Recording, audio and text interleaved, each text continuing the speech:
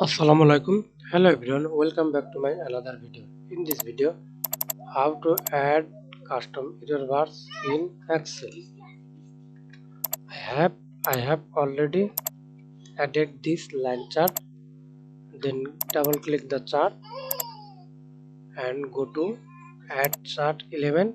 Select error bars. Click here and click more error bars. Sales return shortage. Okay, both minus plus.